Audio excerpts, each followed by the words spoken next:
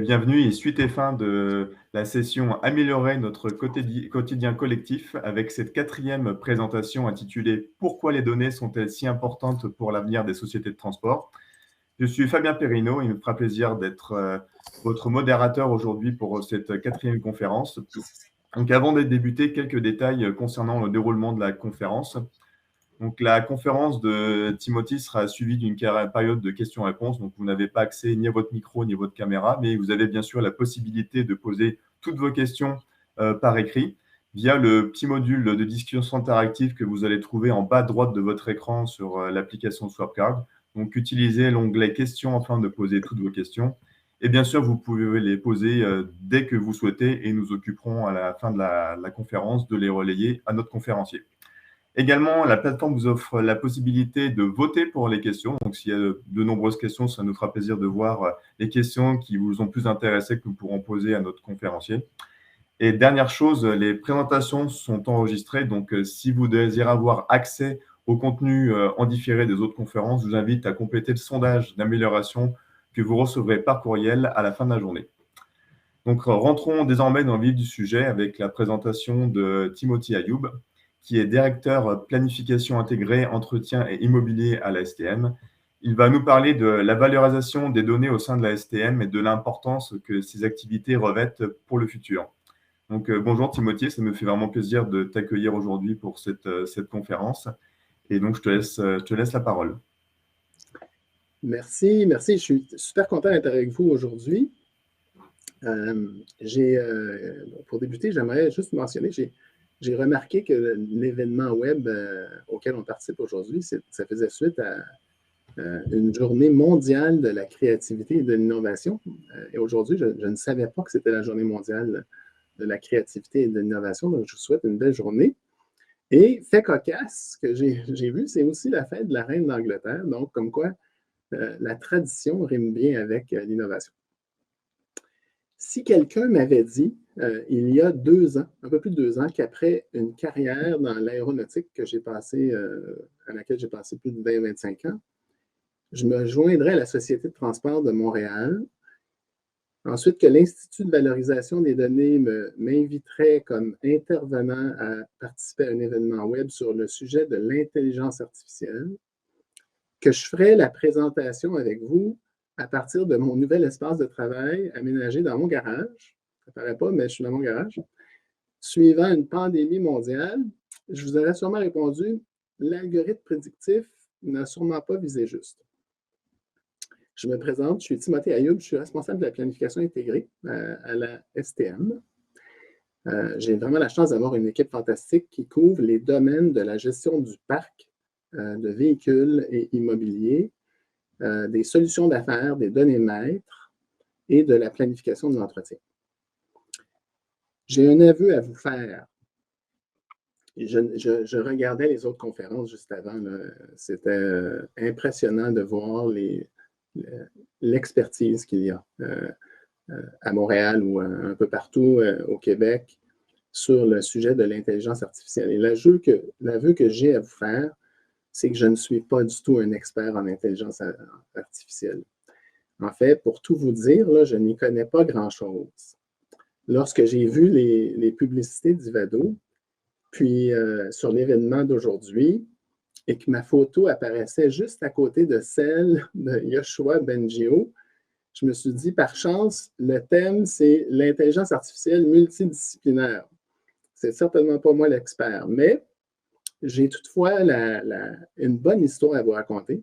C'est une histoire qui va traiter de l'intelligence humaine qui mène vers l'intelligence artificielle. Est-ce que la présentation, elle peut être affichée? Super. Je vais tester le clicker. La page ne change pas.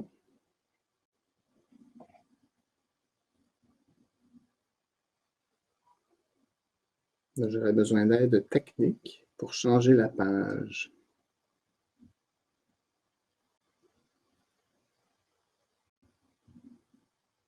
Oui, est-ce que vous pouvez réessayer? Oui, j'essaie encore. Bon, si tu peux les changer au fur et à mesure, ça me va parfaitement. Là. Je vais le faire court. Super. Notre aventure débute. Moi, je suis arrivé en décembre 2019. L'histoire que j'ai à vous raconter aujourd'hui, c'est que je suis arrivé en 2019 à la STM. Puis mes premiers 90 jours ont été consacrés à me familiariser avec l'organisation, les nombreuses équipes multidisciplinaires qui composent la STM. Et on a évalué, on a vu qu'on avait beaucoup de défis, on s'est posé une question, on a élaboré une stratégie. Je vais vous parler de notre évolution puis de notre cible. La vision de la STM, c'est l'excellence en mobilité. Une chose est sûre, la valorisation des données et l'innovation sont essentielles à l'atteinte de notre vision à la STM. On peut passer à la prochaine. Oups, ça, c'est la dernière page. Il faudrait revenir plusieurs pages avant. Plusieurs. Ouais. Celle-ci, ouais, l'autre après. Pas de souci, hein. On est confortable, on est jeudi après-midi, tout va bien. Bon, ça va bien quand même. Bien, la STM, c'est 31 milliards en valeur d'actifs. 1000 voitures métro qui voyagent sur 4 lignes composées de 68 stations, 71 km de trajet. Plus de 2000 bus qui desservent 224 lignes sur près de 450 km de trajet. 500 autres véhicules de différents types qui sont utilisés en appui aux opérations d'exploitation et de l'entretien. 11 000 employés qui soutiennent le réseau qui permet à environ 1,3 million de déplacements par jour. Ça, là, ce sont ce qu'on voit. Ce sont des données, des actifs, des activités qui sont visibles. Mais derrière cette image-là, on découvre plein de systèmes, d'infrastructures, d'outils qui sont utilisés pour soutenir le réseau. Combien de systèmes, combien d'outils? Écoutez, je ne les ai pas encore tous répertoriés. Donc, imaginez les données derrière ça. On peut aller à la prochaine.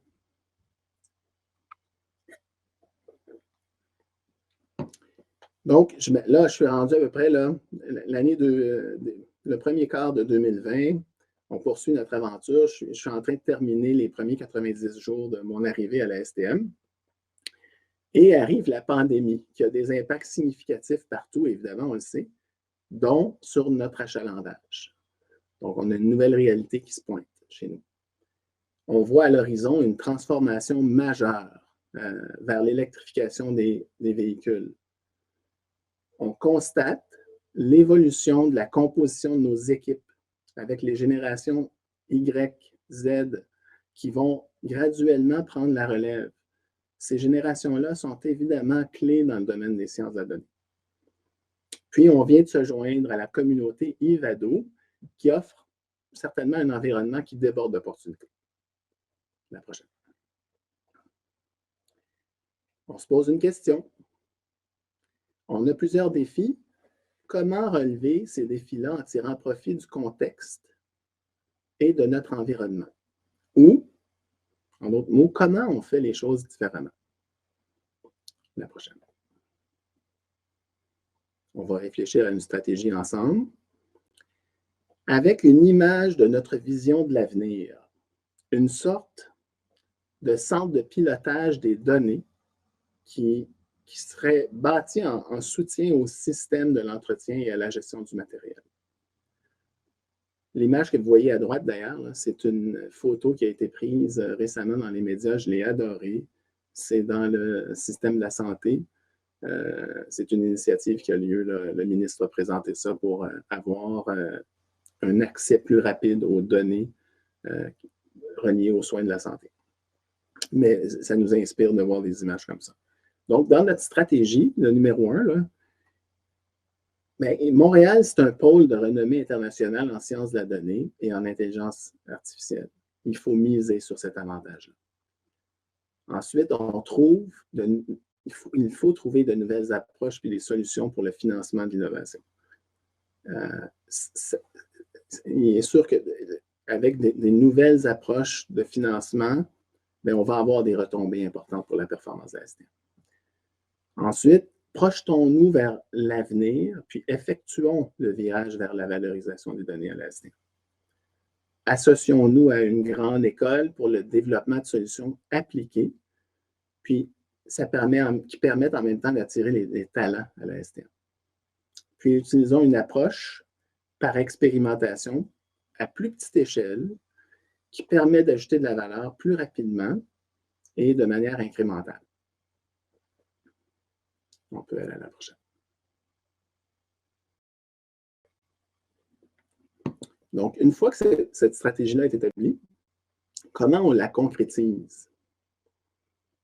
Bien, tout débute avec un appel à Ivado. D'ailleurs, merci beaucoup à l'Institut de nous avoir appuyés et de nous appuyer encore. Cet appui-là a fait en sorte que toutes les autres étapes ont été possibles. Ils nous ont mis en contact avec le professeur Robert Pellerin du département des mathématiques et génie industriel de la Polytechnique. Le timing était super bon parce que, justement, il y avait un étudiant de maîtrise qui cherchait une organisation et un sujet pour débuter les travaux de son mémoire. Étienne Lepironnec, retenez ce nom. Il lance ses travaux sur les méthodes d'analyse causale appliquées aux chaînes d'approvisionnement avec nous. Ça, on est en 2020, là. Entre-temps, la STM, nous, là, en 2020-2021, on confirme notre stratégie de valorisation des données. On lance un projet pilote sur le libre service analytique. C'est une étape importante. Là. On voit le graphique à droite là, dans l'évolution de la maturité d'une organisation en sciences de la donnée. Bien, le libre service analytique, c'est une des étapes importantes pour accroître notre maturité dans les sciences de la donnée, puis viser l'étape suivante vers l'analytique prédictive et de l'intelligence artificielle. Donc, prendre conscience où on est rendu comme organisation et se faire un chemin qui va mener vers l'intelligence artificielle. On est rendu en 2021 lorsque notre étudiant, Étienne, termine son mémoire et joint la STM. Donc, on attire les talents. Il débute une réflexion avec notre équipe de solutions d'affaires, de planification intégrée, sur l'idée d'un centre de pilotage des données. On peut aller à la prochaine. En 2021, notre projet pilote sur l'analytique libre-service, il est fait de manière multidisciplinaire. La planification intégrée participe, la planification intégrée de l'entretien, l'équipe de solutions d'affaires dans les opérations, les secteurs d'entretien y participent, les technologies de l'information, le centre d'intelligence d'affaires aussi, le centre de compétences en intelligence d'affaires. Ça résulte en la création de plusieurs visualisations qui sont utilisées encore aujourd'hui, évidemment, par nos gens terrain. Des visualisations qui permettent quoi? Mais qui permettent de rendre disponible la donnée sur le matériel, la donnée sur les activités d'entretien. Ça permet d'améliorer la prise de décision au quotidien par les gestionnaires, par les analystes. Puis ça permet d'accroître l'efficience opérationnelle. Ça, c'est une des initiatives, mais entre-temps, là, à travers tout ça, la STM se projette quand même, fait des grands sauts. Je n'ai pas été impliqué personnellement dans cette initiative-là, c'est d'autres collègues à la STM, mais c'est important de le mentionner. Il y a aussi eu des initiatives comme celle-ci avec MoveAI qui permet de prédire l'achalandage afin de permettre aux clients de se diriger vers des voitures de train moins occupées grâce à l'apprentissage machine. Bien, ce nouveau système-là, il est affiché sur les écrans dans les stations de la ligne orange, par exemple. Ça a été bâti avec notre équipe métro. Donc, on fait des expérimentations avec l'intelligence artificielle. En ce qui concerne le projet sur le centre de pilotage de la donnée, ben, notre équipe a identifié 3 axes clés qui devraient être développés et un calendrier assez simple pour accueillir les étudiants de maîtrise, de niveau maîtrise et doctorat. Chaque étudiant va arriver, ça commence cette année, là, on débute, c'est un programme sur quelques années. Chaque étudiant va pouvoir développer un élément de notre futur centre de pilotage en fonction des intérêts de recherche de l'étudiant et les besoins de la STM. Un peu comme un casse-tête. dont les morceaux viennent se placer graduellement. Les 3 axes, la vigie de la donnée, la prédiction de la demande et les outils d'aide à la décision.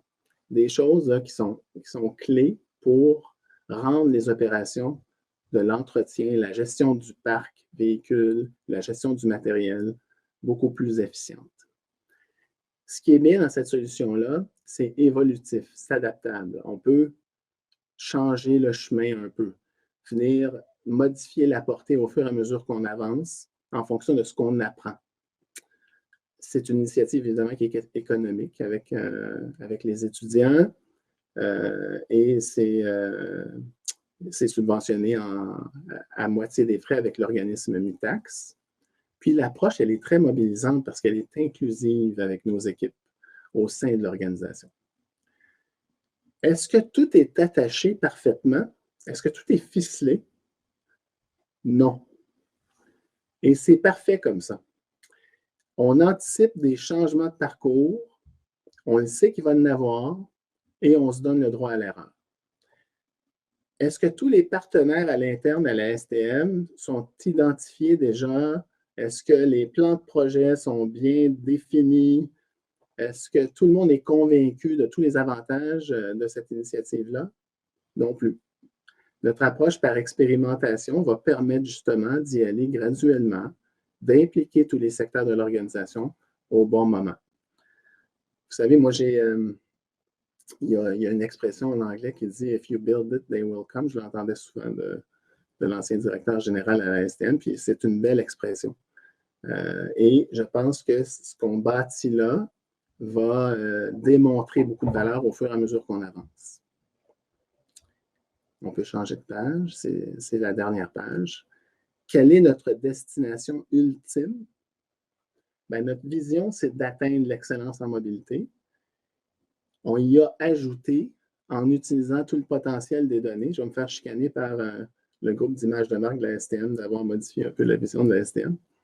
Mais c'est juste pour cette présentation-ci. Et il y a une autre expression que je veux vous partager que j'ai entendue la première fois lors d'un voyage sur l'île de Maui à Hawaï. Là. It's not about the destination, it's about the journey. C'est notre évolution en sciences de la donnée et en intelligence artificielle à STM, c'est réellement une aventure, pas une destination fixe. Là. On va continuellement évoluer et on va continuellement avancer dans ce domaine-là, évidemment.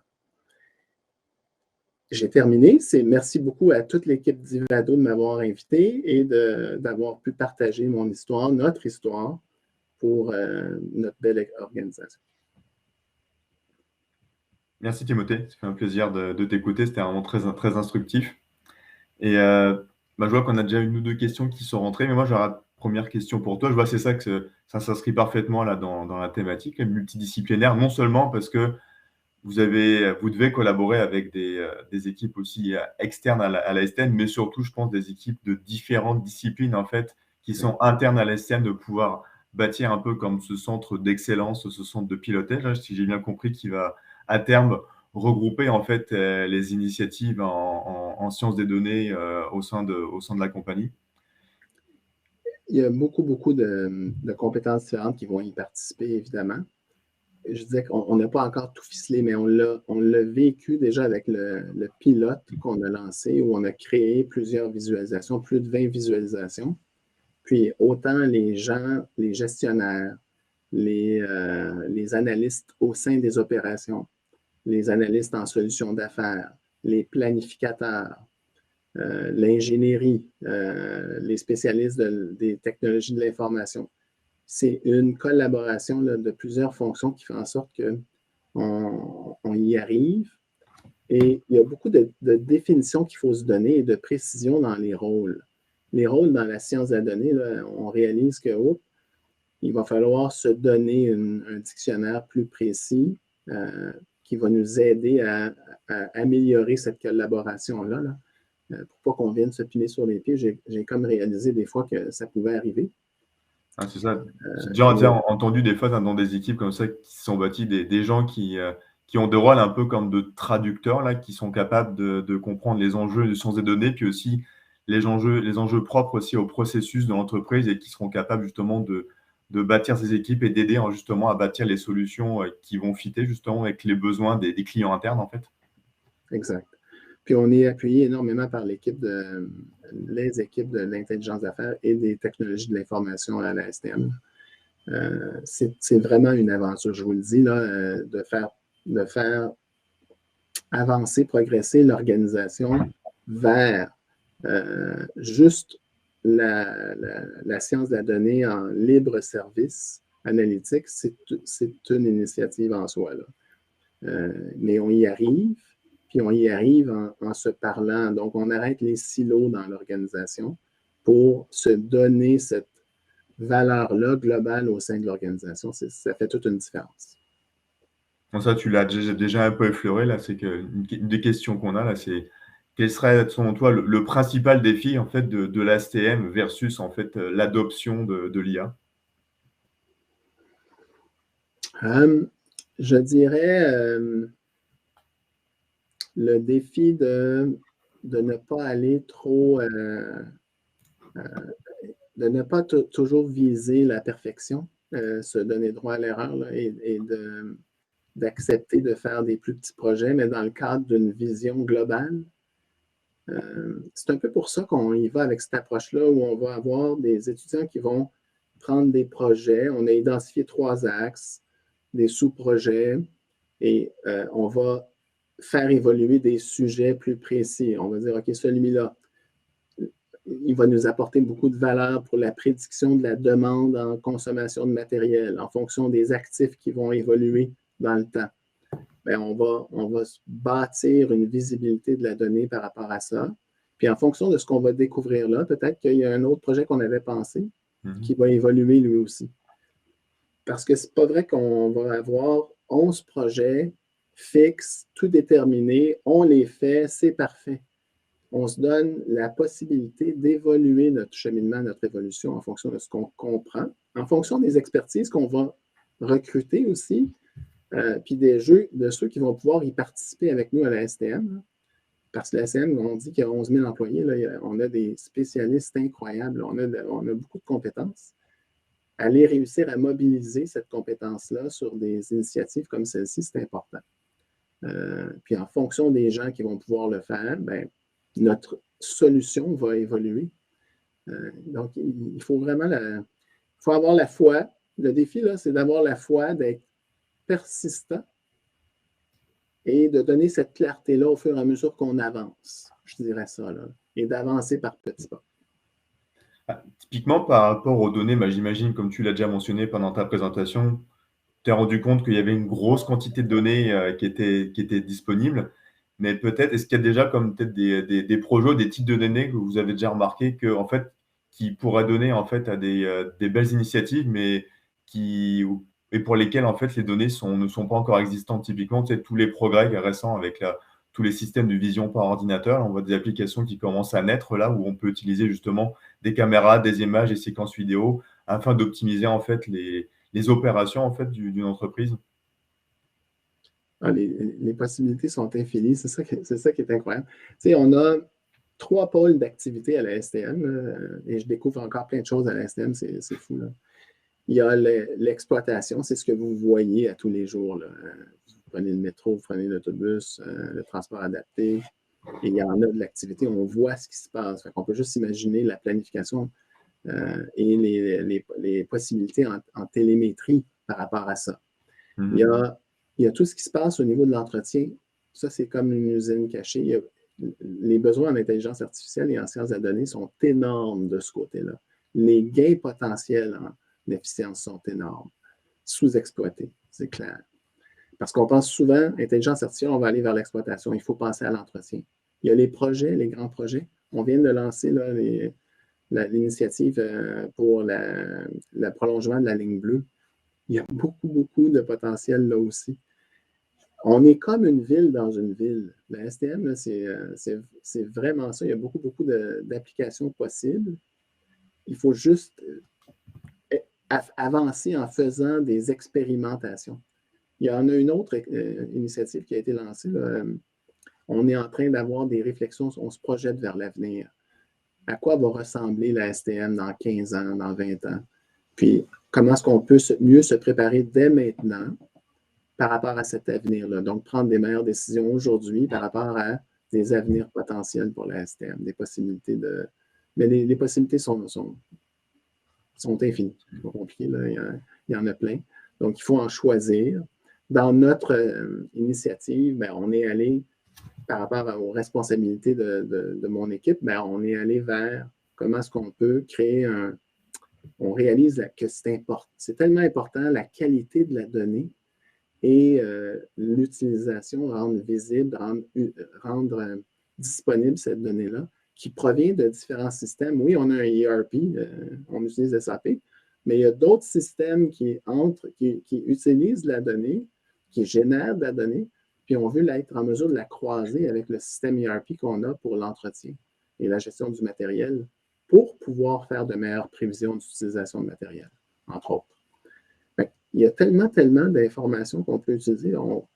Mais nous, on vient se concentrer davantage sur le système de l'entretien et de la gestion du matériel par la nature de nos activités. Mais ailleurs, à la STM, il y en a plein d'autres.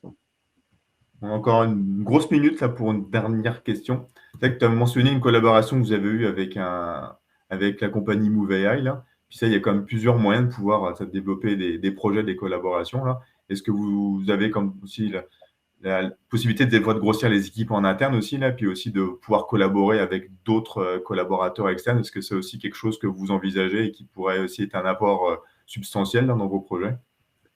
Je ne prétends pas vraiment pas avoir toute l'information de ce qui se passe à la STM en innovation puis en sciences de la donnée. Je suis venu ici vous partager une initiative qui était reliée à une initiative que nous, on a lancée. Mais ce que je peux vous dire, la collaboration et les partenariats avec, c'est une autre raison pourquoi je suis ici aujourd'hui. Je veux ouvrir cette porte-là davantage. Est-ce qu'on veut faire des partenariats puis on veut travailler en collaboration avec d'autres organisations? Absolument. C'est comme ça qu'on avance. Que ce soit avec d'autres sociétés de transport ou des firmes spécialisées en intelligence artificielle, absolument. Il faut aller là. C'est ça. La progression, ça se fait en communauté. Merci beaucoup. Bon, malheureusement, on va devoir s'arrêter ici parce que le temps file et on arrive à la fin de la présentation. En tout cas, merci encore beaucoup à toi pour le partage de ton expérience. C'était vraiment très enrichissant. Je pense que ça a dû inspirer beaucoup de personnes qui nous écoutaient. Et donc, ceci conclut cette 4e présentation de la session Améliorer notre quotidien collectif. Bien sûr, l'événement n'est pas terminé et donc je vous invite à rester en ligne car après la pause qui va suivre, on va pouvoir avoir la chance de recevoir Rocha Benjo et Cynthia Rudin pour la conférence de clôture. Donc, merci encore à tous et à tous pour votre participation. Merci encore à toi, Timothée. Et bonne conférence de clôture pour la fin de cet événement. Merci.